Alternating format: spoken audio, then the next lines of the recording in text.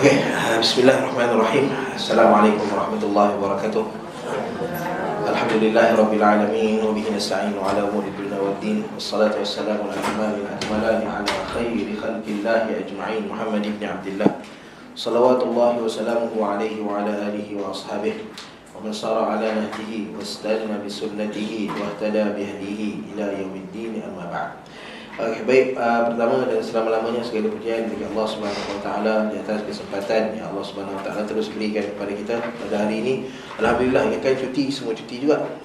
Banyak ada masya-Allah, ada semangat dan kerajinan. Okey.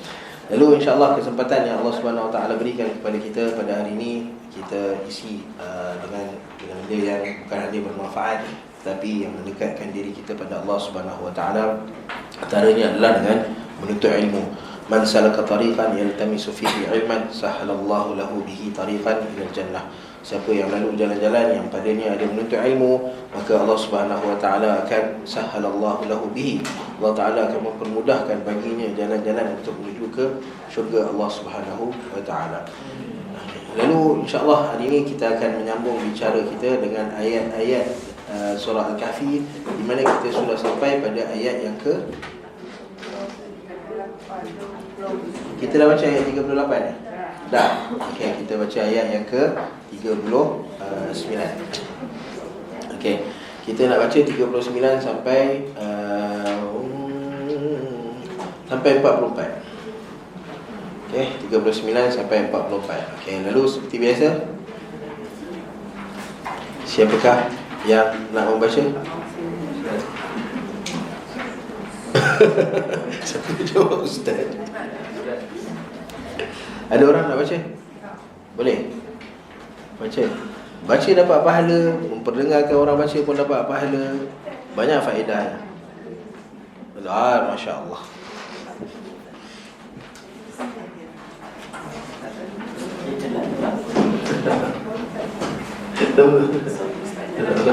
Sini.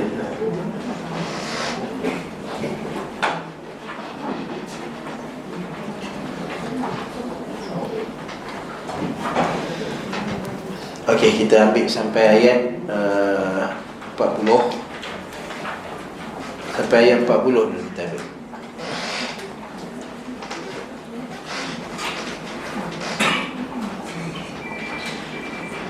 أعوذ بالله من الشيطان الرجيم بسم الله الرحمن الرحيم فعسى ربي 39 sebelum. ولولا إذ دخلت جنتك قلت ما شاء الله لا قوة إلا بالله. Okey, baik sekejap. Okey. Walaula id dakhalta jannataka. Okey. First kali ingat balik pada huruf jim. Huruf jim yang punya sifat dia tidak boleh ada angin. Okey, maka jangan jannataka. Okey. Hilangkan apa dia nama dia? Kejawaan pada jim. Okey. Jannataka. Okey. Jannataka qulta. Okey, kita sebut sebelum ni bahawa ta bila dia mati maka dia ada satu sifat pada dia, nama dia hams. Tapi perasan tak, hams pada ta dan pada kaf, dia hams yang minimum. Okey, at dia tak sama macam hams pada huruf-huruf selain ta dengan kaf. Dia macam contoh sin, as, minal jinnati wan nas. Nampak dia ada panjang. As. Okey, dia panjang. Tetapi ta tak boleh. Kita tak boleh nak at. Tak boleh. Dia hanya boleh keluar sikit je. At. Okey, at. Dia tak ada at. Tak boleh. Okey. So bila dia pendek, maka kita kena tahu kenapa dia pendek. Kerana dalam hams dia tu ada satu lagi sifat yang nama dia syiddah. Okey, so dia ada hams dan syiddah. Okey. Syiddah ni masa bila kita nampak? Syiddah ni maksudnya huruf tu keluar dengan jelas, tanpa ada leretan, tanpa ada angin. Okay. Dia keluar dengan jelas apabila dia berbaris. Okay. Ta apabila dia mati ada angin, ada hams tapi sikit. Kerana apabila dia berbaris maka angin tu tak ada. Okay. So bila kita baca jannataka qulta ma sya'allah. Okay, nampak? Qulta, jangan qulta. Qulta ma, jangan ada angin pada ta. Okay, macam tu juga pada la quwwata, nampak? Ta la quwwata illa billah. Jangan la quwwata ta. Okay, tu mungkin lidah Mak Saleh kan duduk kat UK lama. Okay, so dia keluar angin pada ta dan kaf. So elakkan daripada angin pada ta dan kaf apabila dia berbaris. Okay, adapun dia mati maka ada hams. Okay, baik, kita sambung.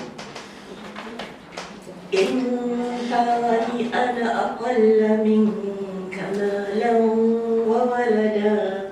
Wah, Masya Allah. Kalau kita nak berhenti dekat ana tu, macam mana nak berhenti? Intarani ana. Macam mana nak berhenti tu? Intarani ana. Ayuh, dua harakat okay. Jangan segan-segan nak keluarkan dua harakat. Baik, kita sambung ayat seterusnya, ayat 40. Fa'asa rabbi an yu'tiyani khairan min jannatika wa yursila 'alayha husbanan minas samaa'i fatusbiha ويرسل عليها حسبانا من السماء فتصبح صعيدا زلقا. Okey, baik. Kita tengok ayat 40 ni. Ayat ni agak panjang. Okay. Ada orang dia boleh habiskan dalam satu nafas, tapi kebanyakan orang tak boleh untuk satu nafas. Lalu kita nak cari tempat berhenti, tempat waqaf. Lalu tak jumpa. Tak ada tempat waqaf. RNR tu tak ada. Okey, lalu dekat mana kita nak berhenti? Kalau kita ada kemampuan berbahasa Arab, maka tengoklah jumlah ismiyah dan jumlah fi'liyah. Okey, maksudnya ada kan kelas Selasa Rabu ada kelas bahasa Arab kan? Siapa nak join Yayasan Taklim lah. Pagi kelas bahasa Arab untuk beginners dengan yang advance. Okey, dua-dua ada, Selasa dan Rabu. Okey. So kalau kita belajar bahasa Arab dan kita tengok bahawa kita boleh tahu mana subjek, mana predikat, mana mubtada', mana khabar. Okey, kalau tahu ambil mubtada' khabar waqaf. Okey, ataupun kita tahu jumlah fi'liyah, fi'il, fa'il, maf'ulun bih. Dapat ni waqaf. Okey. Tapi kalau kita tak tahu bahasa Arab, macam mana kita nak berhenti? Lalu kita sebut hari tu bahawa kita cari kata apa? Ya, kata sambungan. Yang biasanya 4 huruf ni paling banyak. Dia kata sambungan ni banyak. Okey, dalam bahasa Arab dia panggil huruf. Perkataan dalam bahasa Arab ada 3 kan. Kata nama, isim, kata kerja, fi'il dan harf. Harf ni adalah kata sambungan dan dia banyak. Okay, tetapi yang paling banyak datang dalam Al-Quran adalah 4 ni. Waw, fa, aw, thumma. Okay, so 4 ni. So kita pun tengok dalam ayat ni, dekat mana kita boleh jumpa waw, fa, aw, thumma. Lalu kita dapati bahawa ada waw dekat situ. Min jannatik. Okay, nampak ada waw. Okay, maka kita berhenti sebelum waw. Okay, dan kemudian ada pula kat belakang tu ada fa. Wa yursila 'alaiha husbanan minas sama'. Okay, so ada fa dekat situ, maka kita boleh berhenti sebelum fa. Okay, so perjalanan kita, okay, kita nak balik kampung, katalah orang nak balik kampung hari ni. So first kali dalam kepala dia apa dia? Nak berhenti kat mana? Okay, so yang tu mesti kena awal-awal sebelum kita baca. Sebelum tengok huruf, sebelum tengok makhraj, sebelum tengok sifat, nak berhenti kat mana dulu. Okay, supaya kita tidak baca dalam keadaan berkemungkinan makna dia salah. Okay, berkemungkinan waqaf kat tempat yang salah. Okay, ataupun kita memaksa diri kita untuk takalluf, baca dan tak tahu nak berhenti kat mana. Okay, so cari tempat berhenti dulu. Okay, so kebiasaan rakyat Malaysia ni, dia suka berhenti selepas waw. Okay, macam contoh ayyutiyani khairan min jannatika wa yursila 'alaiha. Dia berhenti kat situ. Kemudian dia patah balik daripada wa yursila 'alaiha. Okay, dan kita dah sebut sebelum ni bahawa kalau kita boleh waqaf, sambung lebih baik daripada waqaf patah balik. Okay, baik. Sama juga macam tadi kita sebut tentang ta dengan kaf. Pastikan kaf yang berbaris, dia tak keluar jannatika ka. Tu ada angin. Okey, jannatika 'alaiha ka tanpa ada angin. Okey. Wa yursila 'alaiha husbanan. Nampak sin bila ada hams, husbanan minas sama'. Okey, dan satu-satunya huruf yang bila dia mati maka tidak ada qalqalah, tidak ada hams, tidak ada rakhawah, adalah huruf hamzah. Okey, sebab tu bila kita berhenti bagi tenaga pada hamzah. Minas sama' fatusbiha sa'idan zalaqa. Okey, baik sampai ayat 40, masya-Allah. Okey. Ada orang nak tolong sambung 41 sampai 44? Tak ada. Tak ada, kita teruskan.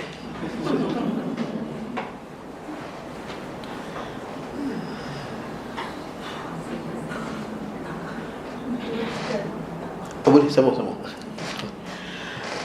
أو يصبح ماؤها غورا فلن تستطيع له طلبا. أيوة، فلن تستطيع له طلبا. أيوة سمون ما شاء الله.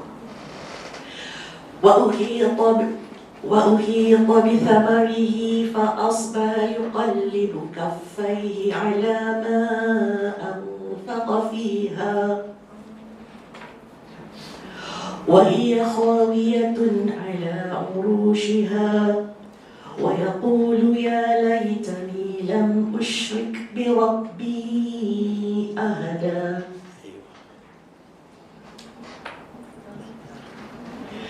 ولم تكن له فئة ينصرونه من دون الله وما كان منتصرا.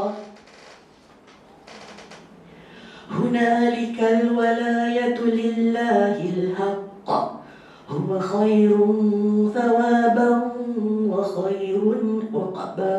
أيوة ما شاء الله. Okay, so kita tengok huruf-huruf yang mati, jaga-jaga kat situ. Au yusbiha, okay, sad ada hams, okay, maka hamskan dia. Yusbiha ma'uha ghawra, okay, waw yang mati ada dua, ada lin dan ada rakhawah. Ghawra falan tastati'a lahu talaba. Okay, sebab kita dah biasa baca laju, kadang-kadang kita langgar hams, kita langgar rakhawah. So sebaiknya baca perlahan yang membolehkan kita dengar bacaan sebutan huruf dan sifat-sifat dia. Itu yang terbaik. Okay, tapi kalau macam Ramadan nak kejar memperbanyakkan bacaan Al-Quran, maka tak apalah baca laju. Tapi dalam keadaan kita tahu hukum dia ataupun cara bacaan dia adalah dengan qalqalah ataupun hams ataupun rakhawah. أصبح يقلب كفيه على ما أنفق فيها. ما شاء الله. وهي خاوية على عروشها ويقول يا ليتني لم أشرك بربي أحدا. Okay, jangan break ni jangan break lori. Okay, أحدا. Okay. ولم تكن له فئة ينصرونه من دون الله وما كان منتصرا. ما شاء الله. Okay, hunalikal walayatu lillahil haqq. Okay, kita ada huruf qalqalah dan ada sabdu pula tadi. Ya, maka ada orang namakan qalqalah ni sebagai qalqalah akbar. Saya pun tak tahu daripada mana datang nama tu. Okay, tapi qalqalah ada dua je, sughra dengan kubra. Itu pun bukan sebab satu perlahan satu kuat, tapi sebab nak bagi tahu satu di tengah perkataan, satu di hujung perkataan. Okay, ada pun yang ni sama je, dia adalah qalqalah kubra sebab dia duduk dekat hujung perkataan. Okay, cuma dia ada sabdu. So bila ada sabdu bermakna ada dua qaf dekat situ. Okay, ada dua qaf dekat situ. So kita ambil kaedah idgham. Okay, di mana bila ada dua huruf yang sama, huruf pertama mati, yang kedua berbaris, maka kita terus pergi pada huruf kedua. Okay, tetapi kerana qaf tu tebal, dia kaedah dia macam ni. Macam saya pernah sebut satu perkataan basatta. Pernah dengar perkataan basatta tak? Ayat dekat surah Al-Maidah. La in basatta ilayya yadaka litaqtulani. Kita tulis juga.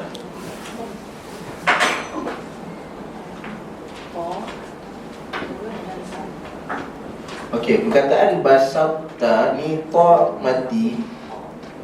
Okey, basata. Kaedah dalam membaca Al-Quran, kalau dua huruf yang sama makhraj bertemu, okey, dekat situ ta dengan ta, makhraj dia sama, hujung lidah, belakang gigi, atas.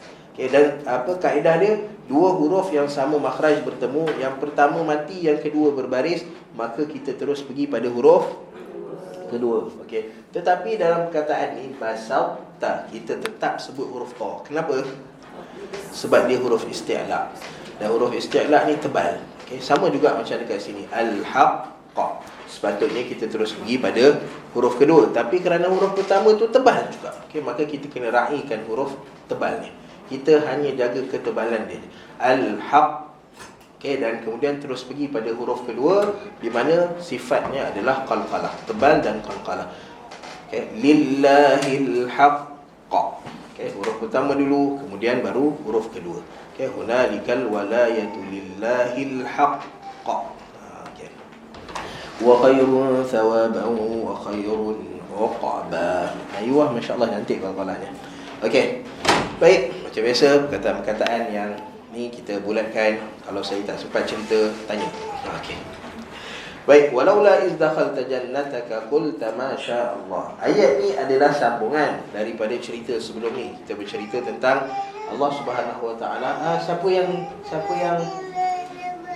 tertinggal anak dia di sini?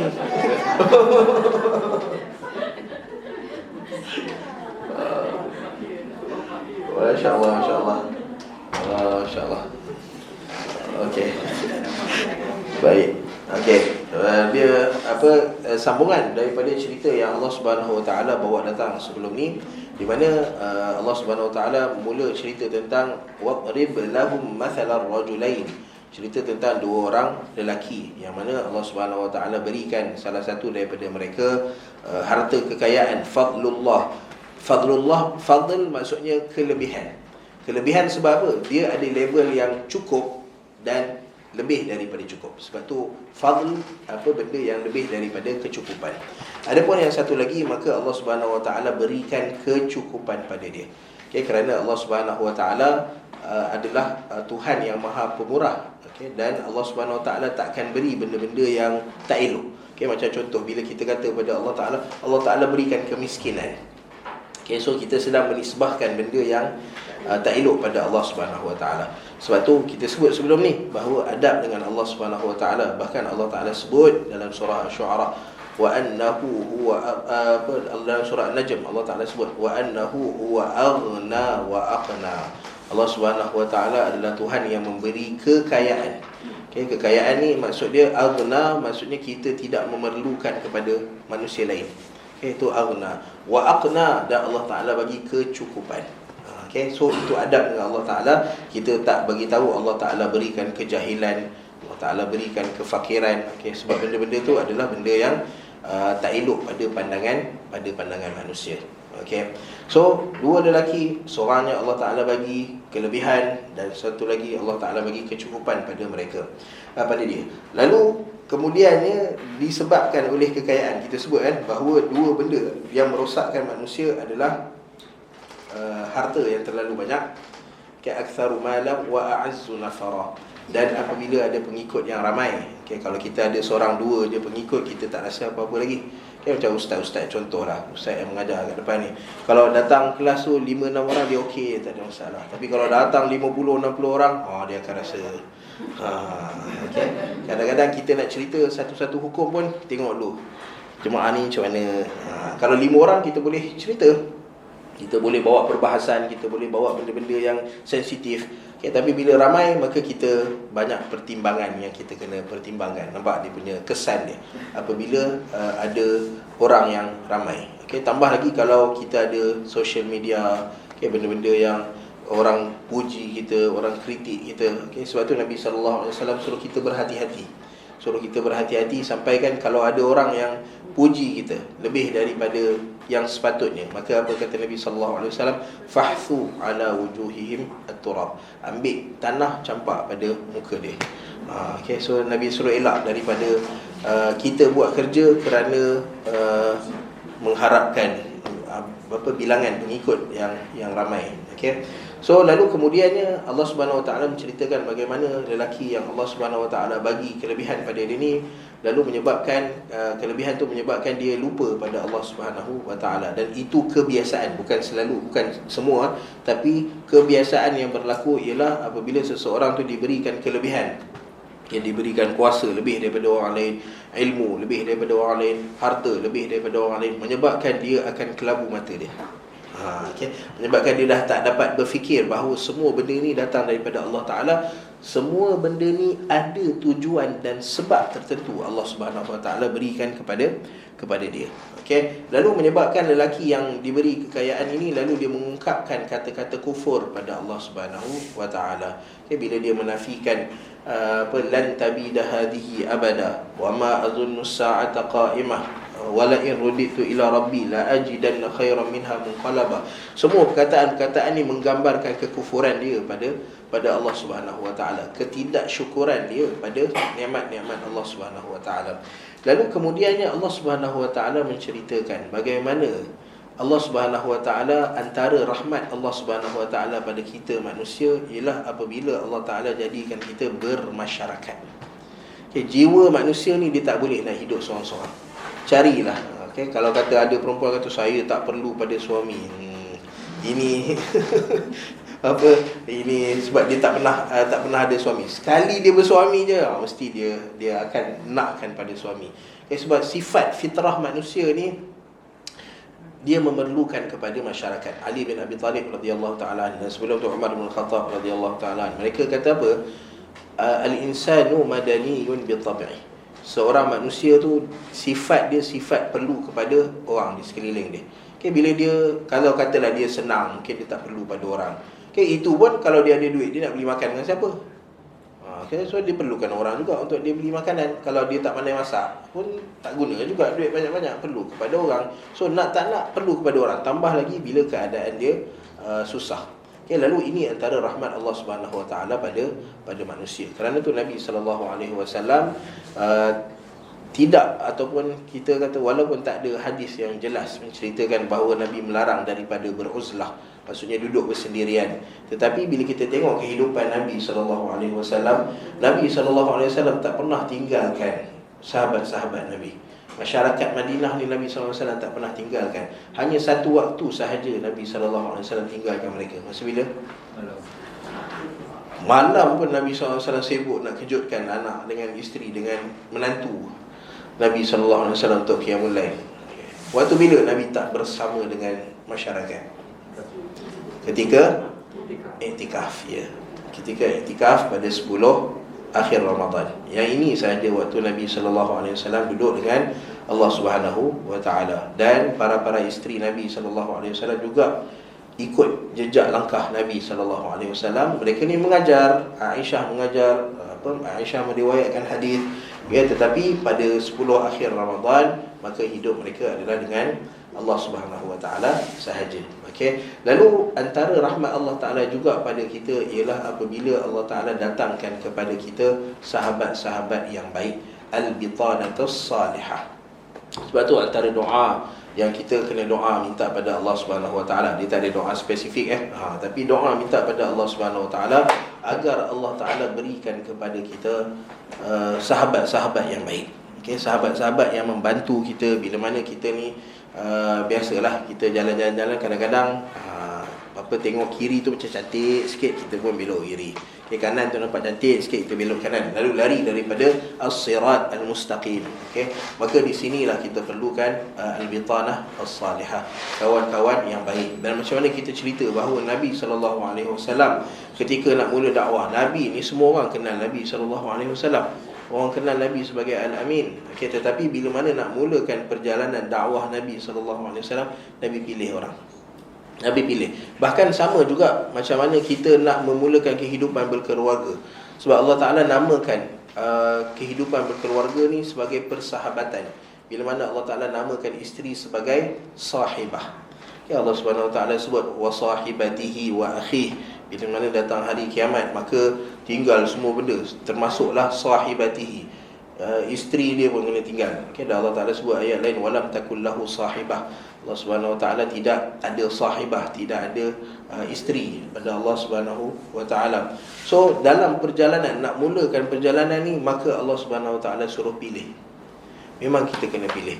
Okay, sebab apa? Kita nak perjalanan kita ada orang-orang yang teman kita, dan orang-orang ini adalah orang yang membantu kita untuk mendekatkan diri pada Allah Subhanahu Wa Ta'ala. Okay, sebab tu Nabi pilih Abu Bakar As-Siddiq. Berapa ramai ahli keluarga Nabi SAW ada. Kan Nabi tak pergi dulu pada Hamzah bin Abdul Muttalib ke? Kan Nabi tak pergi dulu pada Al-Abbas bin Abdul Muttalib ke? Nabi cari Abu Bakar As-Siddiq. Nabi cari Khadijah bintu Khuwailid. Okay, Nabi cari orang-orang yang Al-Arqam bin Abil Arqam. Okay, Nabi cari orang-orang tertentu yang mana Nabi tahu bahawa orang ini mampu untuk bantu Nabi SAW. Sebab tu ada pepatah Arab. Orang Arab dia kata al-jaru qabla ad-dar wal-rafiqu qabla at-tariq. Okay, kalau kita nak pilih rumah, satu kawasan perumahan, kita nak duduk dekat situ, okay, maka tengok dulu siapa jiran kita. Okay, jiran kita. Sebab kita ni kadang-kadang kita baik, Masya Allah, soleh, selalu pergi masjid apa semua, tapi jumpa jiran yang perangai dia Masya Allah. So apa jadi kat kita? Kita yang mula-mula baik pun jadi maki jiran. Okay, jadi kita yang baik pun jadi mengumpat jiran.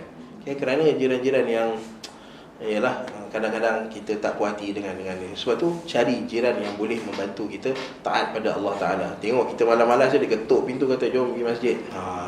So kita jiran macam tu yang kita nak. Okay, dan ar-rafiq qabla tariq, dan sebelum bermusafir, okay, maka carilah kawan yang baik untuk teman kita bermusafir. Jangan main sebat je. Okay, sebab tak larat nak drive, so siapa je boleh drive bawa. Okay, sekali yang drive tu pun kona kiri, kona kanan, habislah kita. So pentingnya untuk kita memilih. So kalau orang tanya masa balik raya nanti, kalau siapa tak kahwin lagi, kenapa tak kahwin lagi, cakap saya memilih. Betul dah. Kalau orang tanya ni memilih sangat ni, memang kita memilih. Okay, sebab apa? Sebab perjalanan sahib memang perlukan kepada kita untuk memilih. Dan sebab tu Nabi SAW sebut pun kriteria untuk berkahwin, sini sifat dia. Okay, so antara rahmat Allah Subhanahu Wa Taala pada kita ialah apabila Allah Taala datangkan sahabat yang baik untuk kita. Okay, maka syukurlah dengan nikmat sahabat. Sebab kawan ni ramai, kenalan ni ramai, tapi yang boleh membantu kita, yang boleh tegur kita ketika mana kita buat salah, okay, kita lari daripada asal tujuan kehidupan kita, maka orang ni sikit. Okay, lalu Allah Subhanahu Wa Taala sebut antara bentuk contoh kan sahabat ni macam mana, suami dengan isteri sahabat. Abu Bakar As-Siddiq dengan Nabi SAW ketika dalam gua, Allah Ta'ala sebut idh qala lahu sahibuhu la tahzan innallaha ma'ana. Okay, macam mana Abu Bakar dengan Nabi SAW, mereka ini adalah sahabat. Okay, ketika mana dalam kebimbangan, dalam kerisauan, Nabi SAW bagi tahu pada Abu Bakar la tahzan. Okay, ketika mana Nabi nak pergi berhijrah, maka Abu Bakar teman Nabi SAW tinggalkan ahli keluarga dia, okay, untuk walaupun tahu bahawa ahli keluarga dia ditarget oleh Abu Jahal, okay, untuk jadi bahan siksaan, tapi dia tinggalkan ahli keluarga dia untuk bersama dengan Nabi SAW. Ini sahib. Okay, dan dalam cerita ni Allah Subhanahu Wa Taala bawa bahawa lelaki yang diberikan kecukupan ini, apabila dia dengar kata-kata kawan dia, maka benda pertama yang terlintas dalam hati dia adalah ini adalah perkataan kufur pada Allah Subhanahu Wa Taala. Lalu perlu untuk dia menegur kawan dia. Okey, dan kita ni ini antara bentuk keberanian yang dah tak ada dalam sebahagian daripada kita. Sebab bila musuh kita buat, bila orang yang tak sekepala dengan kita buat, laju kita bangkang. Okey, laju kita bagi ni. Tapi bila kawan buat, kita tak berani nak tegur. Sedangkan dua-dua itu adalah kesalahan. Okay, dan bahkan kitman, menyembunyikan kebenaran apa adalah antara benda yang dilarang. Okay, so Allah Subhanahu Wa Taala bawa datang cerita ni untuk cerita juga bahawa sahabat yang sebenar adalah sahabat yang nakkan kebaikan untuk kawan dia. Ar-rajulu ala dini khalilihi, kata Nabi SAW. Seorang lelaki itu dia berada pada agama kawan dia.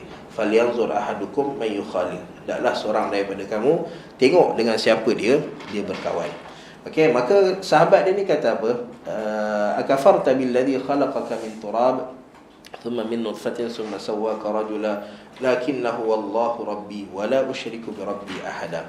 Okey, kemudian setelah sahabat dia cerita bahawa benda yang kamu buat ni kufur, bawa syirik pada Allah Taala, sedangkan aku tidak akan kufur dan syirik pada Allah Taala, lalu sahabat ni ajar pada dia, bagi tahu pada dia alternatif.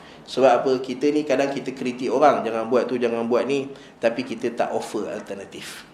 Okay? Kita kritik orang, kadang-kadang kita kata apa benda, bila orang ajak kata marilah kita berzikir 1000 kali la ilaha illallah, kita pun kata ini perbuatan tak diajar oleh Nabi SAW. Okay? So bila kita kata perbuatan tak diajar oleh Nabi SAW, kadang kita senyap. Betul lah, itu teguran kita. Tetapi alangkah baiknya kalau kita buat alternatif. Ibnu Umar radhiyallahu ta'ala anhuma, satu ketika dia duduk dengan seorang lelaki. Lalu lelaki itu bersin dan dia kata alhamdulillah wassalatu wassalamu ala rasulillah. Okey, dia pun alhamdulillah wassalatu wassalamu ala rasulillah. Okey, lalu Ibn Umar bila dia dengar benda ni, dia kata wahai fulan, okey, kami ni berselawat pada Nabi sallallahu alaihi wasallam. Okey, kami juga adalah orang yang berselawat kepada Nabi sallallahu alaihi wasallam. Tetapi Nabi sallallahu alaihi wasallam ajar kepada kami apabila bersin untuk sebut alhamdulillah. Okey, nampak? So apabila dengar orang bersin, maka dia sebut alhamdulillah, maka orang yang mendengar tu jawab yarhamukallah.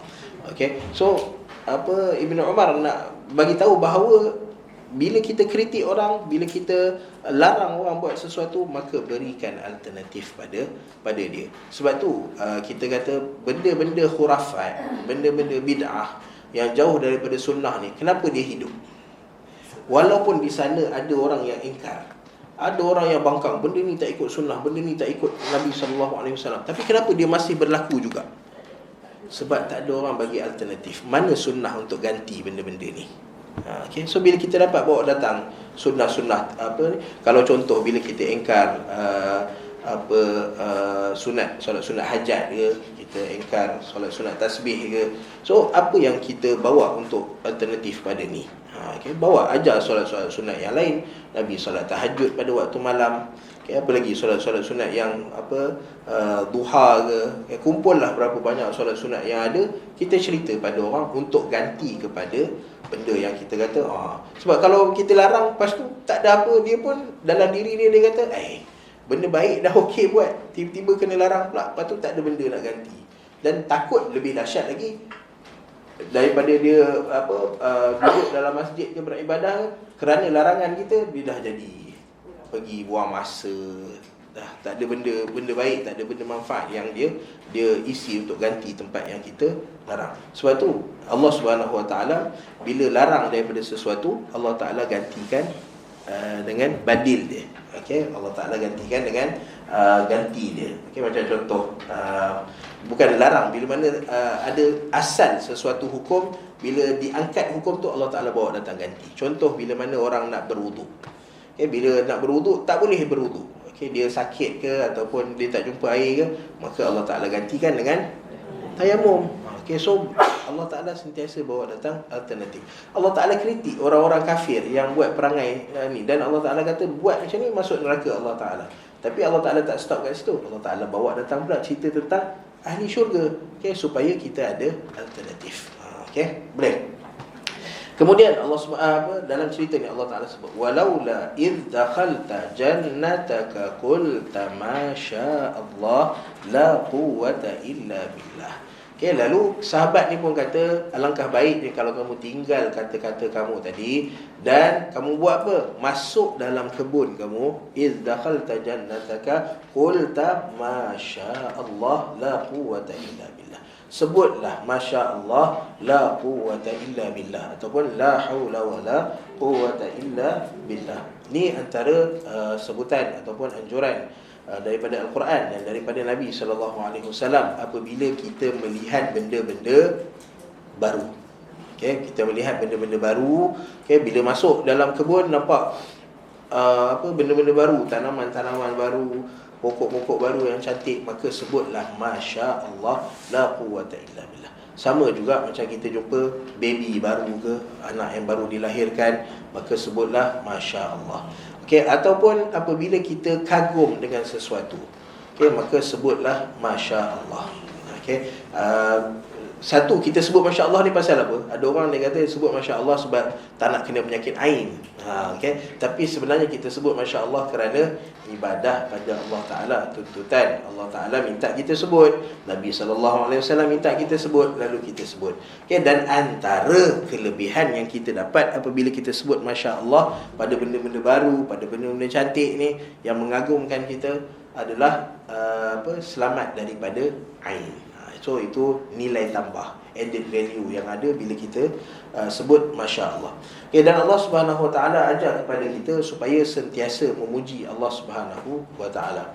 Okay, bila mana lelaki ni sebut qul tamasya Allah la quwwata illa billah, nak menunjukkan bahawa Allah Subhanahu Wa Taala suka untuk orang memuji. Dia tak sebut tentang sujud ke, dia tak sebut tentang rukuk ke, dia tak sebut tentang infakkan harta di jalan Allah Subhanahu Wa Taala ke, tak ada. Tapi dia sebut tentang memuji Allah Subhanahu Wa Taala. Kerana antara benda yang Allah Subhanahu Wa Taala suka daripada kita adalah untuk kita sentiasa puji Allah Subhanahu Wa Taala. Okey, apa kata Nabi sallallahu alaihi wasallam tentang man qala subhanallahi wa bihamdihi, siapa yang kata subhanallah wa bihamdi ghurisa lahu nakhlatun fil jannah.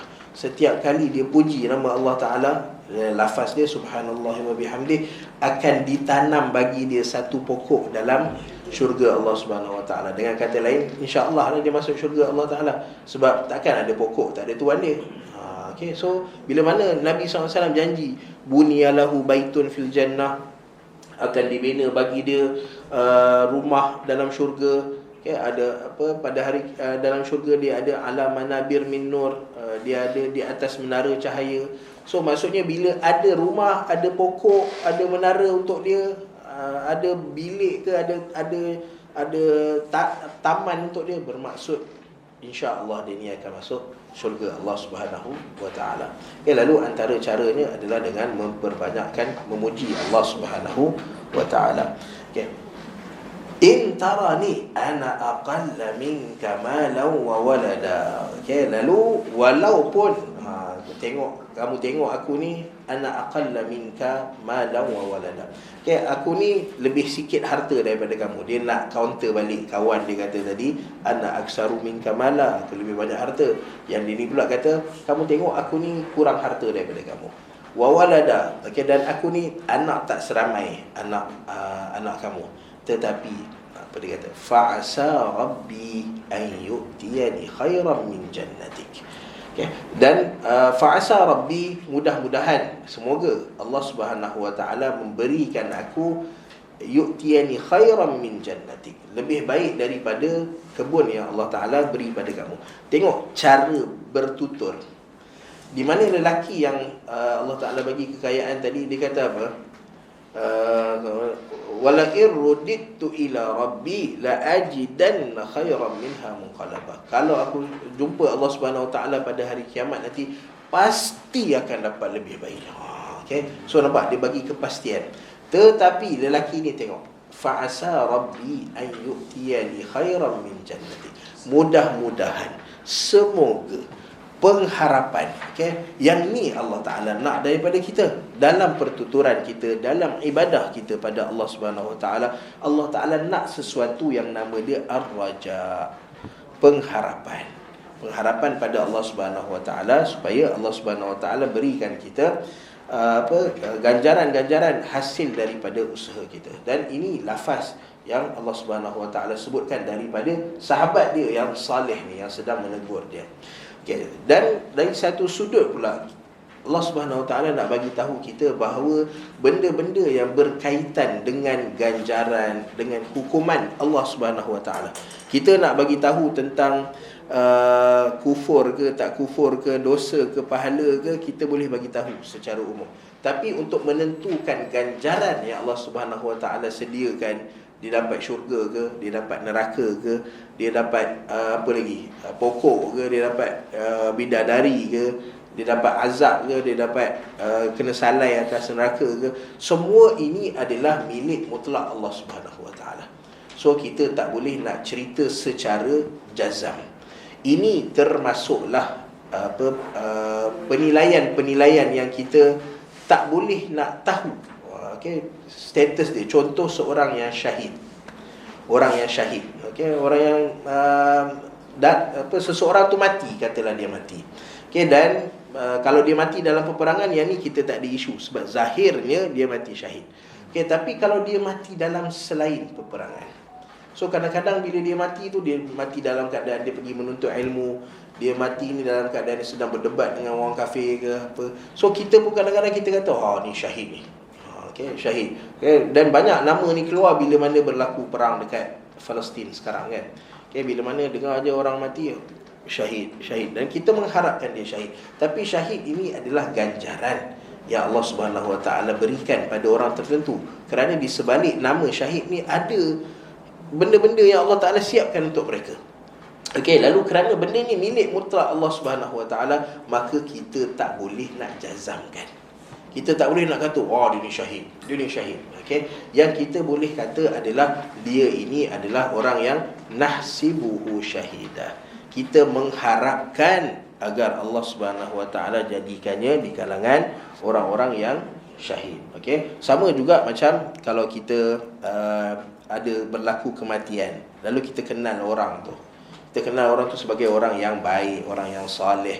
Maka sebaiknya walaupun kita tahu dia soleh, dan kita boleh cakap dia soleh pun, sebab kita ni syuhada Allah fil ard, kita adalah saksi-saksi Allah Subhanahu Wa Taala di atas muka bumi.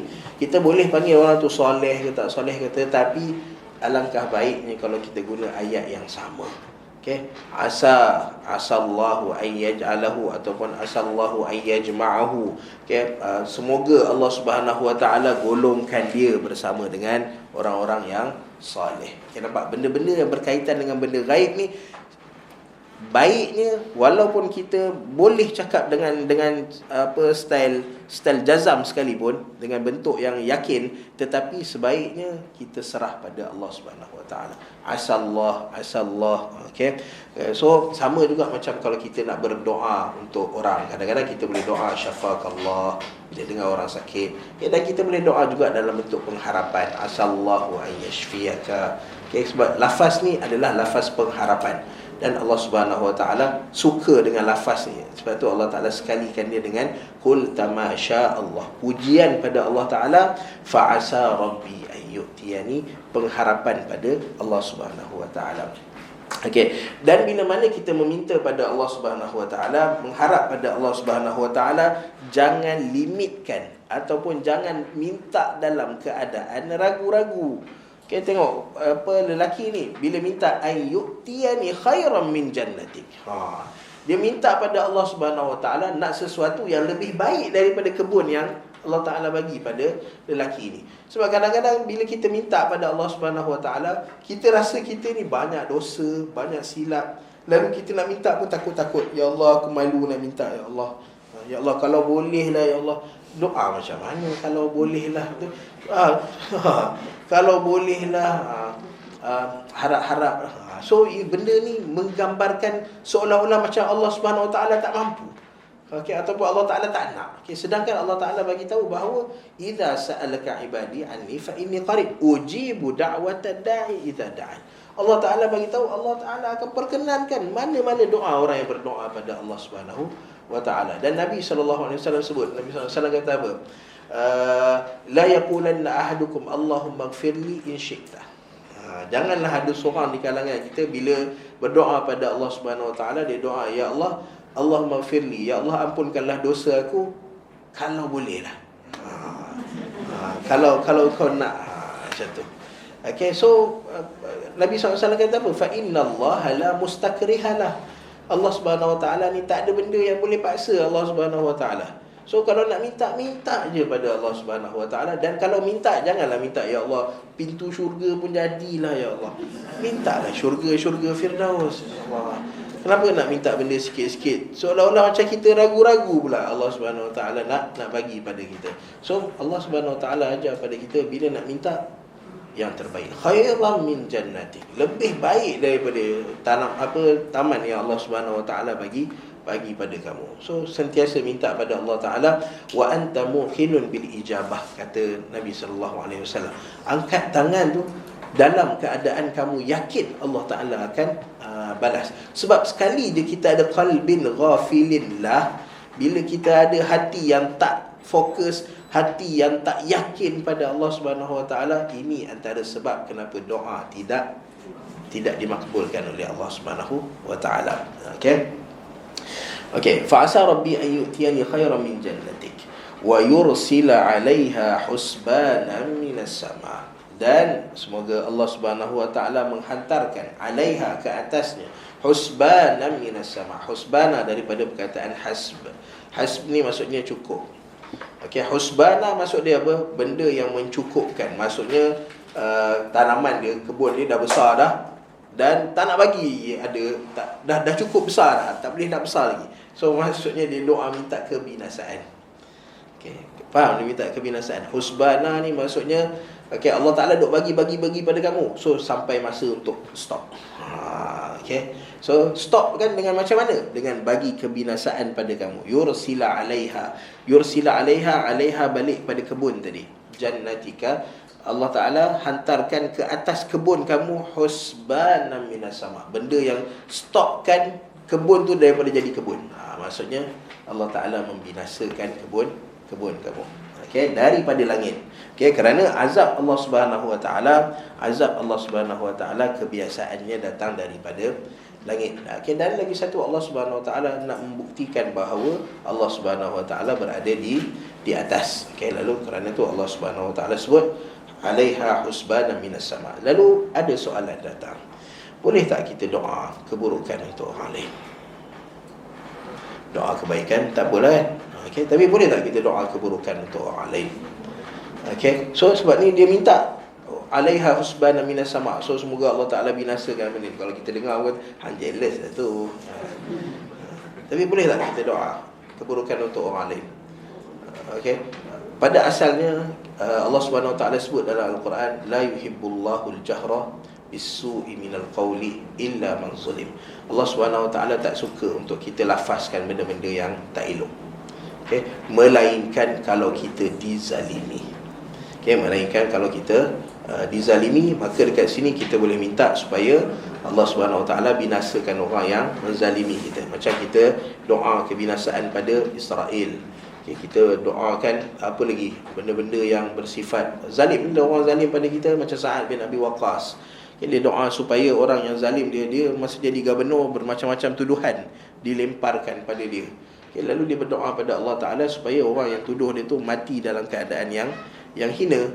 Lalu Allah Subhanahu Wa Ta'ala matikan dia dalam keadaan dia jatuh dalam perigi yang tak ada orang nak uruskan jenazahnya. So doa orang-orang yang zalim ni, Allah Ta'ala bagi tahu, la ansurannaki walau ba'da hin. Doalah siapa yang kena zalim, doa pada Allah Ta'ala. Allah Ta'ala kata Allah Ta'ala akan perkenankan doa dia walau ba'da hin, walaupun dah berlalu satu tempoh yang dia rasa Allah Ta'ala tak perkenankan, tapi Allah Ta'ala akan perkenankan juga. Tapi selain daripada orang yang dizalimi, maka Allah Subhanahu Wa Ta'ala kata la yuhibbullahu al-jahra bis-su'. Allah Ta'ala tak suka kita mengeluarkan kata-kata yang tak elok. Maka jangan kita doa. Kadang-kadang kita doa bila kita dengar awak nak pergi konsert Siti Nurhaliza, kita mengatakan semoga Allah Ta'ala binasakan mereka ni. Marah sangat sebab kita tahu kan buat-buat maksiat ni sebab kepada datangnya azab Allah Subhanahu Wa Ta'ala. Tapi kalau kita boleh doa benda yang baik, semoga Allah Ta'ala bagi hidayah pada dia, kan lebih baik. Daripada contohlah kita geram dengan pemimpin kita, ya Allah binasakanlah diorang ni, ya Allah hancurkanlah, masukkan dalam neraka je semua, kan? Sebab kita geram sangat dengan pemimpin. Tapi pernah tak kita doa, dengar sahabat-sahabat doa pada pemimpin-pemimpin diorang? Walaupun zaman paling banyak berlakunya pertukaran pada sunnah Nabi SAW. Kita duk dengar Mustafa Kamal Atatürk kan, banyak benda dia tukar kat Turki yang menghilangkan syiar agama. Bukannya ni syiar agama hilang, azan hilang, baca Quran hilang, semua hilang Mustafa Kamal Atatürk. Tapi sebelum zaman Mustafa Kamal Atatürk, dia dah ada orang yang mengubah sunnah Nabi SAW. Apa nama dia? Marwan bin Al-Hakam. Marwan bin Al-Hakam ni adalah khalifah keempat Bani Umayyah. Awal-awal lagi ni, sahabat punya banyak lagi pada zaman tu. Tapi dia dah ubah sunnah Nabi SAW. Kita nak cerita pasal apa sebenarnya tadi? Doa keburukan. Okey. Tapi kita tak pernah tengok. Para sahabat ni dalam keadaan Marwan bin Al-Hakam dia tukar sunnah Nabi SAW pada solat hari raya, ketika Nabi berkhutbah, dalam doa Nabi SAW, dia tukar sunnah-sunnah Nabi SAW. Dia ditegur oleh sahabat-sahabat Nabi, tapi kita tak pernah tengok sahabat Nabi doa binasakanlah dia, hancurkanlah dia. Okay, tapi doa untuk dapat hidayah. Sampai kan ada seorang salaf ni, dia kata apa? Kalaulah aku ada satu doa yang mustajabah, kalaulah aku ada satu doa yang Allah Ta'ala perkenankan doa aku, nescaya aku akan doa untuk pemimpin aku. So sampai ke tahap macam tu. Sebab kadang-kadang bila kita tak suka dengan orang, kita doa buruk je. Okay, sedangkan kita ada pilihan untuk doa dia dapat hidayah. Okay, hatta bila berhadapan dengan Umar bin Khattab dan Abu Jahal yang masih belum Islam lagi pada waktu tu, Nabi doa apa? Nabi SAW doa apa? Supaya Allah Subhanahu Wa Taala kuatkan Islam, a'izzal Islam bi ahabbir rajulaini ilaik, dengan dua orang lelaki yang salah seorang ni yang mana kau paling suka ya Allah. So Allah Taala pilih Umar bin Khattab. Abu Jahal yang jahat macam tu pun Nabi SAW doa untuk minta hidayah, untuk minta hidayah pada dia. So maka walaupun lelaki ni sebut wa yursila 'alaiha husbana minas sama', dia minta pada Allah Subhanahu Wa Taala agar Allah Taala turunkan azab, binasakan benda tu, maka kita kata itu doa dia. Dan doa ni kita tak ada, kita tak boleh lah nak kata boleh ke tak boleh ke. Tetapi kalau kita ada pilihan untuk tidak doa benda yang buruk, maka doalah benda yang baik, walaupun untuk orang-orang yang kita tak suka pada dia. Okey. Fatusbiha sa'idan zalaqa, maka jadilah kebun dia tu bila datang husbana, bila datang benda yang menghilangkan status dia sebagai kebun, maka jadilah sa'ida. Sa'id apa dia? Sa'id adalah tanah yang berdebu. Okey, ni kena tahu, sa'id adalah tanah yang berdebu.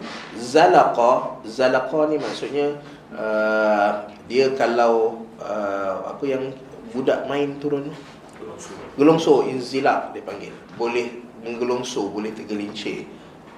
So zalaqa adalah licin. Kalau kita tengok permukaan tu permukaan yang licin, sampai dah tak ada benda dah atas dia. Okay, sa'id dan zalaqa. Okay.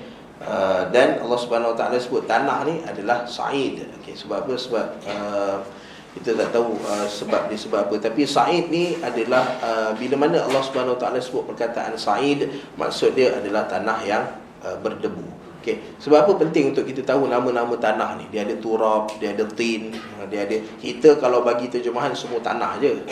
Okay, tapi dalam syarak dia ada dia punya nama dia.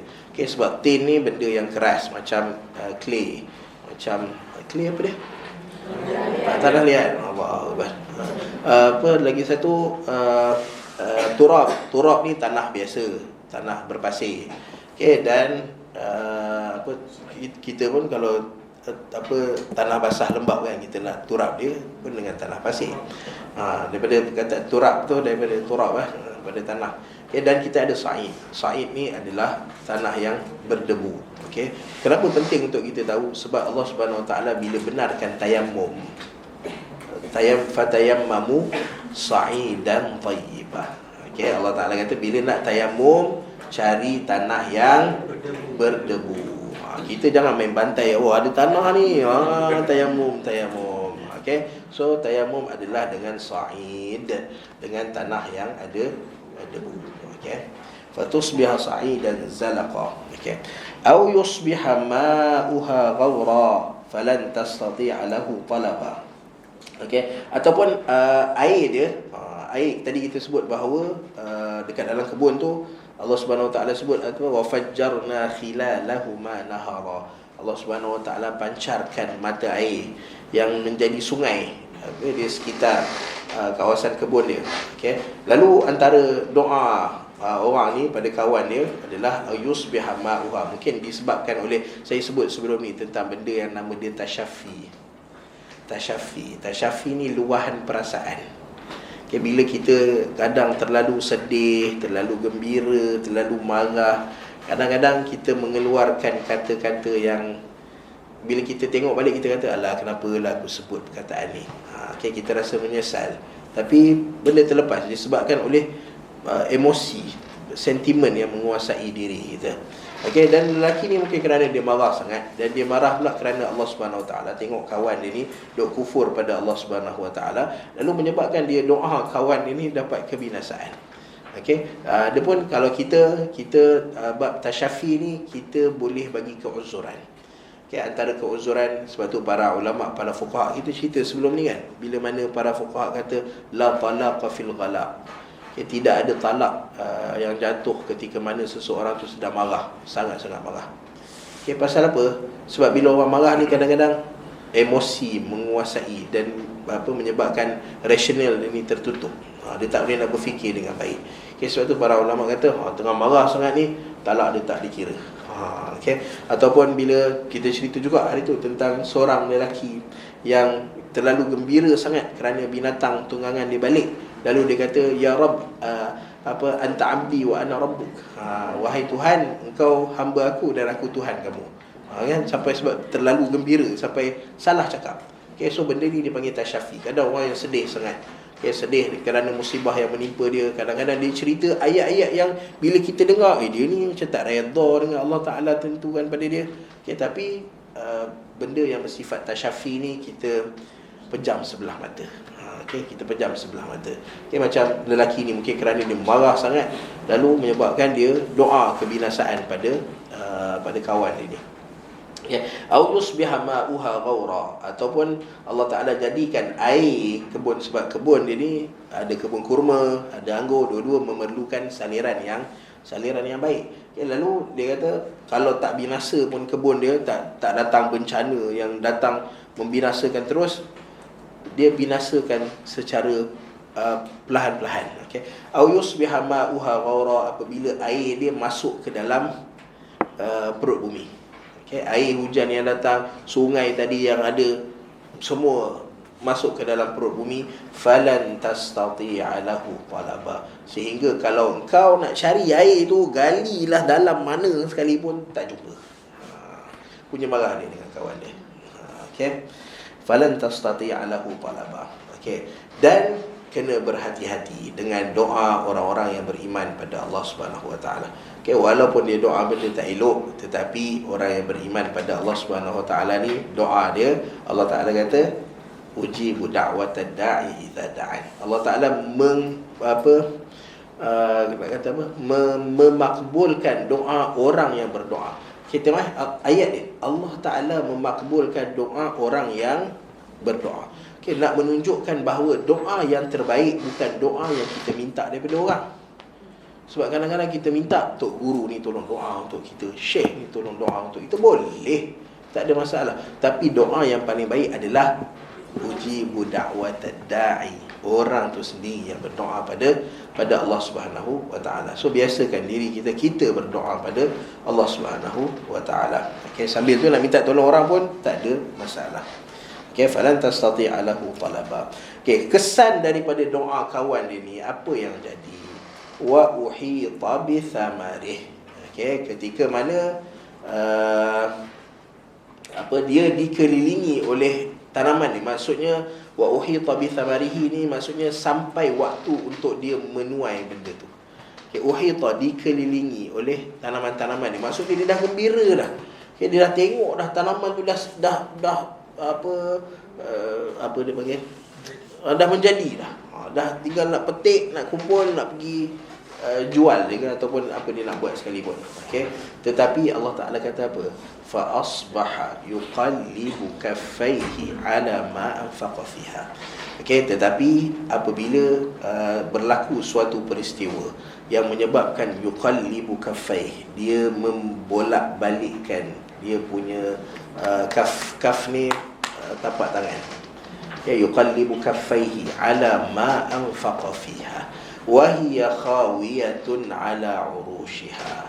Ketika mana dia tengok kebun dia, tanaman-tanaman dia khawiyah daripada atas jatuh ke bawah, runtuh. Dia tengok pokok-pokok dia semua runtuh, jatuh. Khawiyatun ala urushiha, daripada atas arsh, tempat yang tinggi, sampai ke bawah tak ada lagi benda yang boleh dibanggakan daripada kebun dia. Okay, dan pada waktu tu fa asbaha yuqallibu kaffai. Tengok Allah Taala cerita tentang doa kawan dia, dan selepas tu Allah Taala cerita tentang kebinasaan. So Allah Subhanahu Wa Taala bagi orang yang tak bersyukur pada Allah Subhanahu Wa Taala, memang Allah Taala siapkan azab. Allah Ta'ala bukan kata siapa tak bersyukur Allah Ta'ala biarkan. Allah Ta'ala kata la in syakartum la azidannakum. Kalau kamu syukur pada aku tambah lagi. Tapi wala in kafartum, kalau kamu kufur, Allah Ta'ala tak kata harta aku banyak, aku tak kisah kalau kamu kufur. Tak, Allah Ta'ala kata wala in kafartum inna azabi lasyadid. Siapa tak bersyukur pada Allah Ta'ala yastahiqul azab, dia layak untuk diazab oleh Allah Subhanahu Wa Ta'ala.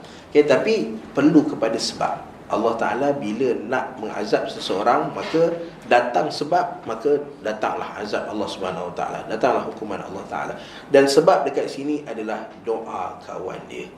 Okay, sebab tu kita berhati-hati dengan doa. Dia, kenapa doa lelaki ni Allah Subhanahu Wa Ta'ala terima? Sebab dia sedang direndah-rendahkan oleh kawan dia yang ni.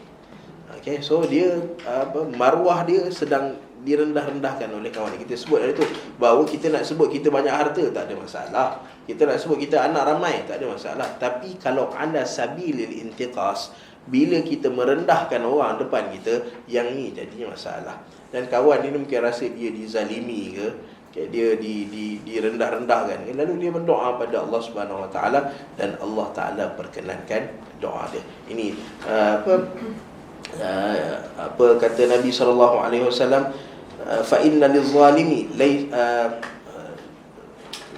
apa kata Nabi SAW, tapi doa orang-orang yang dizalimi ni laisa bainahu wa bainallahi hijabun, tidak ada hijab, tidak ada penghalang antara doa orang yang dizalimi dengan Allah Subhanahu Wa Taala. Okay, so Allah Taala akan perkenankan serta merta. Okay, lalu menyebabkan orang ni yuqallibu kaffaihi ala ma anfaqa fiha. Dia membolak-balikkan dia rasa rugi. Pasal apa? Dia rasa rugi bukan sebab dia kufur pada Allah Ta'ala, walaupun lepas tu dia akan sebut juga, okay, yang menyebabkan benda tu jadi adalah kerana syirik pada Allah Subhanahu Wa Ta'ala. Tapi dia rasa rugi kerana ala ma anfaqa fiha, sebab dia dah belanjakan banyak dah untuk dia punya kebun ni. Okay, dia belanja untuk tenaga kerjanya, untuk bajanya, untuk segala macam benda, lalu dia rasa rugi dengan benda tu. Okay. So Allah Subhanahu Wa Taala nak bagi tahu bahawa orang yang hati dia terikat dengan dunia, hati dia tak terikat dengan Allah Subhanahu Wa Taala, maka bila datang kerugian, bila datang musibah sekalipun, dia tak nampak benda ni daripada Allah Subhanahu Wa Taala. Dia akan nampak benda ni disebabkan oleh salah dia, salah orang lain, salah ni. Dia akan nampak salah tu je, dan dia tak nampak bahawa Allah Subhanahu Wa Taala sedang nak tegur dia. Dia tak nampak Allah Subhanahu Wa Taala nak dia kembali semula pada Allah Subhanahu Wa Taala. So samalah dengan lelaki ni.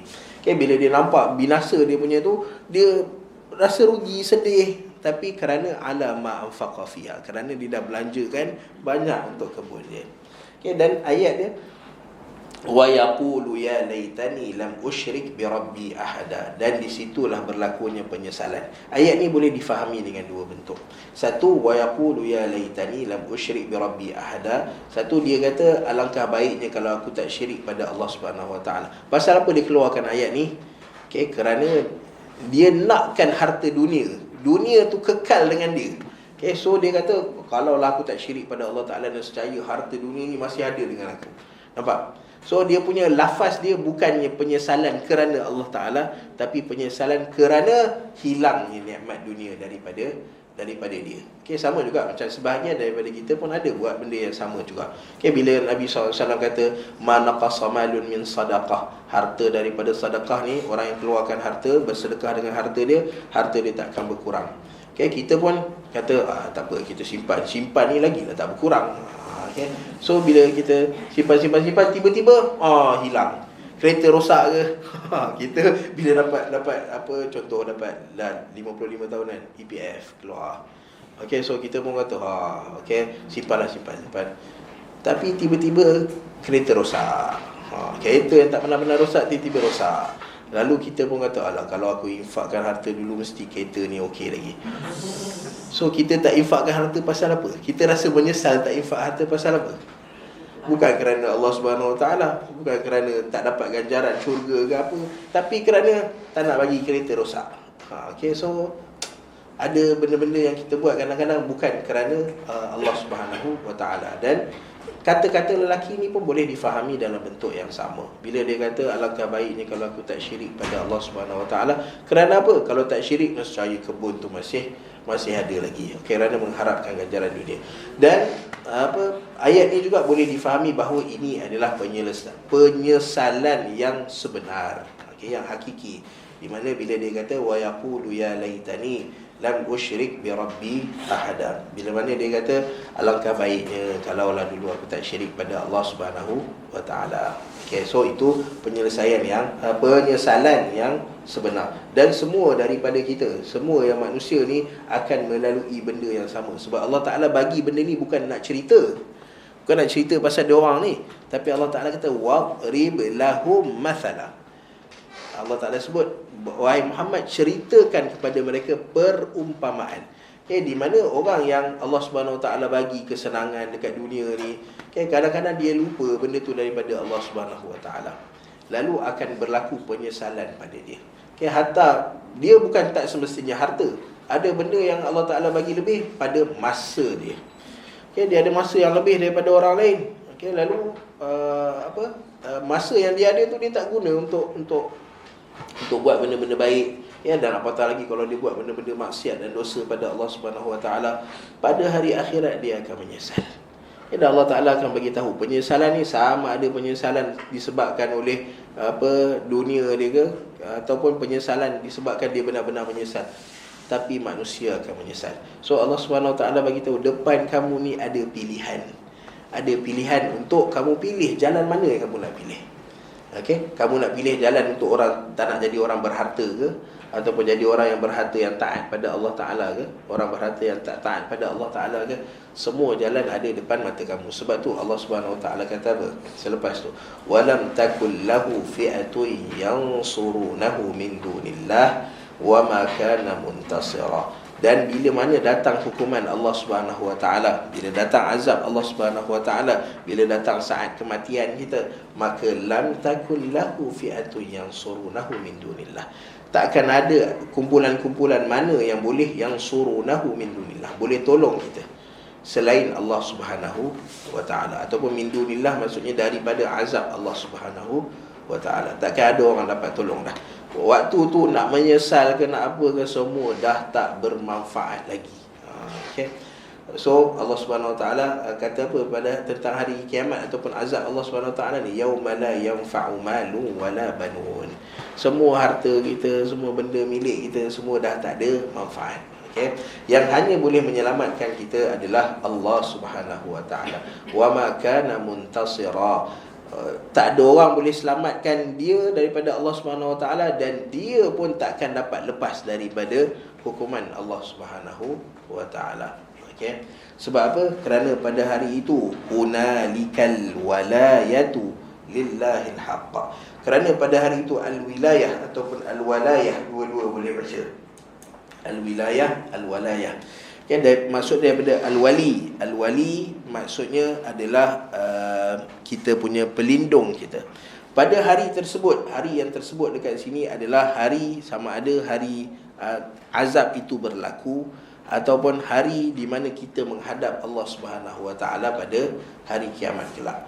Pada waktu tu al-walayah, al-wilayah, wali ni kita boleh bagi dua makna. Satu, kita punya pelindung kita, dan wali juga adalah orang yang menjaga urusan kita. Kita ada wali kota dekat Jakarta, wali kota, gubernur dia. So penjaga kawasan tu adalah wali. Penjaga kepada perempuan-perempuan yang belum berkahwin adalah wali mereka. Dan wali manusia yang mengurus tadbir urusan manusia pada ketika itu adalah Allah Subhanahu Wa Taala. Bahkan Allah Taala adalah wali kita pada setiap masa. Tapi kenapa Allah Taala sebut dekat situ? Sama macam Allah Taala sebut dalam surah Al-Fatihah, Maliki Yaumiddin. Allah Subhanahu Wa Taala kata Allah Taala adalah raja pada hari akhirat. So hari bukan hari akhirat ni tak ada Allah Taala bukan raja ke? raja juga. Tapi kenapa Allah Ta'ala kata Maliki Yaumiddin? Kerana pada hari akhirat ni lah baru jelas nampak Allah Ta'ala beraja. Sebab masa sekarang ni kita bila dapat arahan, Allah Ta'ala bagi perintah dalam Al-Quran, Nabi SAW bagi perintah dalam hadis. Kita ada bos, kita bagi arahan. Kita ada PM, kita bagi arahan. So banyak sangat arahan yang kita terima. Sampai kan kita kadang memilih jalan yang salah. Kita tak pilih ikut arahan Allah Ta'ala, kita pilih ikut arahan orang-orang tertentu. Tetapi pada hari akhirat tak ada orang boleh bersuara, tak ada orang boleh bercakap pun, melainkan dengan izin Allah Subhanahu wa Ta'ala. Tak ada orang boleh melakukan sesuatu melainkan dengan izin Allah Ta'ala. Kerana tu Allah Ta'ala sebut hunalika al-walayatu lillahi al-haq. Pada ketika itu, pada saat itu, yang hanya boleh menguruskan urusan kamu, yang hanya boleh menjadi pelindung kamu, hanyalah Allah Subhanahu wa Ta'ala. So Allah Ta'ala nak bagi tahu juga bahawa akan ada saat kita ni ditimpa kesusahan dan kesukaran. Lalu kita minta ampun ataupun kita minta perlindungan hanya daripada Allah Subhanahu wa Ta'ala. Hatta sekalipun kalau kita minta bantuan manusia sekalipun, contoh dalam keadaan kita sakit tenat, lalu kita nak kesembuhan daripada sakit kita, lalu kita minta doktor untuk bantu kita, tetapi dalam doa kita minta pada Allah Subhanahu Wa Taala. Hatta kalau sekiranya kita minta bantuan doktor sekalipun, maka kena dengan keyakinan bahawa yang memberikan bantuan pada kita pada waktu tu, yang urus tadbir kita pada waktu tu adalah Allah Subhanahu Wa Taala. Sebab sekali je kita hilang keyakinan itu, itulah syirik pada Allah Subhanahu Wa Taala. Kita sebut kan macam mana banyak benda-benda dalam kehidupan kita, kita tak kita tak adalah kata mensyirikkan besar kan, tapi betul lah mensyirikkan Allah Subhanahu Wa Taala dalam keadaan kita tak sedar. Kalau kau tak ada ni, mesti tak dapat buat macam ni. Kalau bukan kerana dia ni dan dia ni, maka tak adalah dapat macam ni. So biasa dalam tempat-tempat yang susah, macam contoh bila sakit jumpa doktor, kalau doktor tak ada, doktor Allah saya tak tahu nak buat apa, kan dia punya ayat dia. Yang tu kita kena berhati-hati. Sebab Allah Ta'ala bagi tahu saat kesusahan, saat ditimpa. Ini pun Allah Ta'ala cerita ni dalam keadaan Allah Ta'ala sedang menzahirkan rahmat Allah Ta'ala. Allah Ta'ala tengah cerita tentang azab ni. Dia dah Allah Ta'ala binasakan dia punya kebun dia. Dan Allah Ta'ala bagi tahu lam takul lahu fi'atun yansurunahu min dunillah. Tak ada orang boleh bantu dia. Wa ma kana muntasira. Dia pun tak dapat nak lepaskan diri, nak bantu diri dia daripada azab Allah Ta'ala. Tapi Allah Ta'ala kata kalau dia kembali pada Allah Subhanahu Wa Ta'ala, Allah Ta'ala akan bela dia. Hunalikal walayatu lillahil haq. Sebab tu bila mana berlaku dalam peperangan, ketika mana ada sahabat dia bunuh seorang lelaki, yang mana dia bunuh lelaki tu sebut la ilaha illallah. Dia nak bunuh lelaki tu, dia perang orang Islam dengan orang kafir. Lalu orang Islam ni dia nak bunuh seorang sahabat ni, dia nak bunuh seorang lelaki ni, lalu lelaki tu kata la ilaha illallah. Tapi sahabat ni dia bunuh juga. Dia bunuh juga lelaki tersebut. Lalu berita ni sampai pada Nabi SAW. Maka kata Nabi SAW, maza taf'alu bila ilaha illallah yaumal qiyamah. Apa kamu nak buat kalau dia datang dengan la ilaha illallah pada hari kiamat kelak? Walaupun sahabat ni kata orang ni sebut la ilaha illallah sebab takut kena bunuh, betul lah kan? Dah nak kena bunuh dah, lalu dia kata aku masuk Islam, tak nak kena bunuh. Tapi Nabi SAW kata apa? Apa yang akan kamu buat kalau lelaki ni berhujah depan Allah Ta'ala, dia dah la ilaha illallah, dia dah sebut la ilaha illallah sebelum kamu bunuh dia. Sebab waktu di mana walayatul lillahil haq, orang mengharapkan perlindungan Allah Subhanahu Wa Ta'ala, dan Allah Ta'ala offer perlindungan dia. Allah Ta'ala kata hunalikal walayah lillahil haq. Pada hari itu perlindungan adalah daripada Allah Ta'ala sahaja. So Allah Ta'ala nak tengok. Sebab tu pada hari kiamat nanti, antara orang yang Allah Ta'ala keluarkan daripada neraka, masukkan dalam syurga, siapa dia? Orang yang ada, kita nak kata apa, orang yang ada pengharapan pada Allah Ta'ala. Dia mengharapkan rahmat Allah Subhanahu Wa Ta'ala. Walaupun kehidupan dia cacar merba kat dunia ni, tapi kerana pada hari akhirat dia mengharapkan rahmat Allah Subhanahu Wa Taala, maka Allah Taala masukkan dia dalam syurga Allah Subhanahu Wa Taala. Sebab itu yang Allah Ta'ala nak. Sampai kan Allah Ta'ala kata, semua orang yang syirik pada Allah Subhanahu Wa Ta'ala ni, Allah Ta'ala bagi chance pada dia. Allah Ta'ala sebut dalam surah Al-An'am, Allah Ta'ala kata, summa lam takun fitnatuhum illa an qalu wallahi rabbina ma kunna musyrikin. Sebelum Allah Ta'ala tahu dia syirik pada Allah Ta'ala dekat dunia ni. Okey, tapi sebelum Allah Ta'ala azab dia campak, Allah Ta'ala bagi chance dulu, tanya dulu, kamu syirik pada aku ke tak? So kalau dia mengaku syirik pada Allah Ta'ala dan dia kata aku mengharapkan rahmat Allah Ta'ala, nescaya Allah Ta'ala akan bagi rahmat pada dia. Okay, tapi Allah Ta'ala kata apa? Apabila dia kata, ya Allah aku tak syirik pun kat kau dulu, yang ni Allah Ta'ala hukum dia. Okay, bila mana Allah Ta'ala bagi peluang, dalam keadaan susah, dalam keadaan perlu pada Allah Ta'ala, tapi dia masih lagi jauh daripada Allah Ta'ala, masih lagi tak ingat Allah Subhanahu Wa Ta'ala. So macam mana Allah Subhanahu Wa Ta'ala nak bagi wilayah perlindungan Allah Subhanahu Wa Ta'ala pada kita? Sebab kadang kita tengok, kadang saya duduk dekat hospital, kita tengok patient kan, kadang-kadang nak bagi nasihat. Dia buat macam apa dia panggil, Mak Saleh ni, kalau orang sakit, orang dalam penjara, chaplain apa chaplain chaplain. Susah nak sebut nama. Ya, chaplain Kristian lah. Tapi ada dalam orang Islam pun ada. Kalau pergi kat AJN ada chaplain. Ya. Ada Muslim chaplain. Oh ya. Muslim chaplain. Dia ada jenis-jenis macam tu. Kita bagi nasihat dekat orang-orang yang sakit ni. Kadang kita tanya dia, tengah sakit ni, ada tak doa pada Allah Subhanahu Wa Ta'ala? Ada tak try ke nak solat pada Allah Ta'ala walaupun susah? Kadang-kadang orang yang rajin pergi solat masa dia sihat, tapi masa dia sakit langsung tinggalkan solat, langsung tinggalkan berdoa pada Allah Ta'ala. So Allah Ta'ala kata, Allah Ta'ala punya wilayah perlindungan Allah Ta'ala ni, dia datang terutama pada waktu susah, waktu sukar, waktu musibah. Tapi waktu itulah orang tak nak doa pada Allah Ta'ala. Waktu itulah orang tinggalkan solat. Kalau boleh jamak 5 solat tu, dia jamak sekali 5 tu.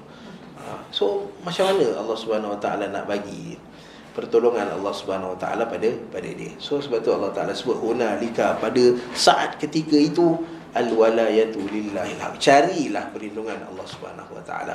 Kita duk cari sekarang dalam keadaan kita sihat semua, okey, tak ada masalah. Tapi sampai saat susah, saat ditimpa musibah, maka banyakkan duduk dengan Allah Subhanahu Wa Ta'ala.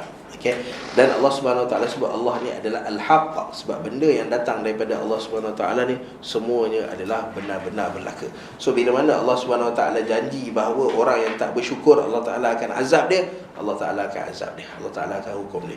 So bila Allah Ta'ala janji bahawa Allah Ta'ala akan bagi rahmat Allah Subhanahu Wa Ta'ala pada orang-orang yang mencari rahmat Allah Subhanahu Wa Ta'ala, Allah Ta'ala akan bagi.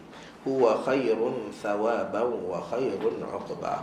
Dialah sebaik-baik yang memberi thawaba, yang memberi ganjaran, yang memberi balasan.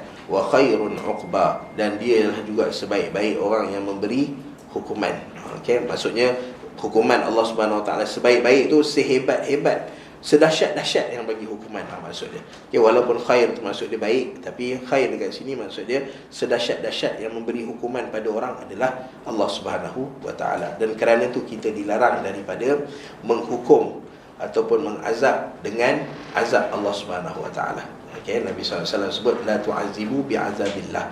Jangan kamu azab orang, hukum orang dengan azab Allah Subhanahu Wa Ta'ala. Allah Ta'ala azab dengan apa?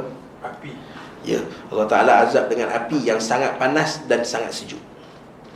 Ya, Allah Ta'ala sebut dalam surah Al-Insan, ada api yang sangat sejuk, zamharira. Dan dengar pagi-pagi Jumaat imam baca zamharira, maksudnya ketika mana neraka mengadu pada Allah Subhanahu Wa Ta'ala, ya Allah, ya'kulu ba'di ba'da, sebahagian daripada aku duk makan sebahagian yang lain sebab panas sangat. So Allah Subhanahu Wa Ta'ala datangkan api yang sangat-sangat sejuk, nama dia zamharira. So bila kita nak hukum, katalah kita marah sangat kat semut kat rumah kita, maka tolong jangan bakar dia. Okey, ataupun jangan bagi liquid nitrogen. Bagi beku terus. Okey, so jangan bagi benda-benda yang Allah Subhanahu Wa Ta'ala mengazab dengan dia. So kita nak bagi pun bagilah asap ke keluar ke, ataupun bagi apa lagi, air ke, okeylah juga. Walaupun sakitlah, matilah juga semua tu. Tapi jangan azab dengan azab Allah Subhanahu wa ta'ala. Okay, kerana Allah Ta'ala kata azab yang Allah Ta'ala sediakan inilah azab yang paling dahsyat. Okay, maka Nabi SAW tak benarkan kita mengazab dengan apa yang Allah Ta'ala azab dengan dia, api yang sangat panas dan api yang sangat-sangat sejuk. Okay. Wallahu ta'ala a'lam. Habis awal pula hari ni. Okey, baik. Ada soalan? Tak ada, macam biasa ya. Tak ada. Boleh doa bukan ni. Banyak orang doa tanya tu. Ya, kita kata kita nak doa keburukan tu taklah kita kata haram, tetapi bila mana Allah Ta'ala kata la yuhibbullahu al-jahra bisu', Allah Ta'ala tak suka kita menjaharkan. Kalau kita nakkan keburukan, simpan dalam hati lah. Jangan keluarkan dalam doa kita.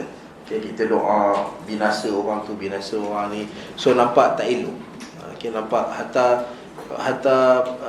melainkan kalau kita dizalimi lah, dekat situ orang boleh faham lah kenapa kita doa. Tapi kalau tak ada keperluan untuk kita doa buruk pada orang, maka sebaiknya kita doa kebaikan pada orang. Okay. Dia salah faham. Dia nak dizalimi tak. Tapi doa orang tu bagi dia. Tak apa, sebab dia zalim atau tidak dia sendiri rasa. Lalu kalau dia rasa dia dizalimi, maka dia doa. Kalau dia rasa dia dizalimi, doalah pada Allah Subhanahu wa ta'ala. Okay. Baik. Doa macam ni dia doakan buruk, tapi dia tak berdoa kepada kawan dia keburukan tu, tapi pada harta kawan dia menyebabkan keburukan. Ya. Dia memilih boleh. dia bukan, hukum dia bukan pada orang ataupun pada kebun, tapi pada doa tu. Allah Ta'ala kata al-qaul, kata-kata yang tak baik tu Allah Subhanahu Wa Ta'ala tak suka. Bahkan Nabi SAW sebut pun laisal mu'min bil-ta'an walal la'an walal fahish al-bazi. Orang mukmin ni dia tidak akan keluar daripada dia perkataan ta'an ni dia duk tikam-tikam orang. Maksudnya dia duk sebut-sebut orang dengan panggilan-panggilan yang tak elok. Ataupun walal la'an, la'an ni dia bagi laknat pada orang. Okay. Walal fahish al-bazi, ataupun dia guna perkataan yang tak elok. Sebab tu bila keluar perkataan tak elok ni, pasti akan ada orang ingkar pada perkataan tersebut. Walaupun kadang-kadang alasan yang diberikan, macam contoh ada alasan yang disebut sebab masyarakat dekat negeri dia biasa dengan perkataan tu. Okey, tapi seorang mukmin dia akan elak daripada guna perkataan yang tak elok. Okey. Wallahu ta'ala alam. So, ada soalan dia. Tadi Ustaz cakap kalau kita cukup tidak berorangkan pada komuniti kalau tidak. So kalau macam sekarang kita ramai orang nak buat macam tahlil pada mak-mak yang dah meninggalkan, dan kita tahu mereka akan buat membaca, apa alternatif yang baik yang kita boleh advise? Buat majlis khatam Quran. Buat majlis khatam Quran. Sebab apa? Kadang yang buat ni sebab dia nak family dia berkumpul. Dia nak family dia berkumpul, dia nak ada benda yang kaitkan. So buat majlis khatam Quran. Sebab ini ada asar daripada para sahabat. Abdullah bin Umar, Abdullah bin Abbas, Anas bin Malik radhiyallahu taala anhum. Mereka ni antara benda yang mereka himpunkan ahli keluarga mereka adalah dalam majlis khatam Al-Quran. So kita daripada katalah kalau kita tak memang kita tak tahlil arwah tu kita tak setuju, sebab Imam Syafi'i pun kata ia bid'ah munkarah. Okey, maka kita nak tukar, sebab kalau kita cancelkan tak ada benda untuk kumpulkan ahli keluarga lagi. So kita kumpulkan dengan majlis khatam Al-Quran. Okay, ataupun buat majlis makan-makan je.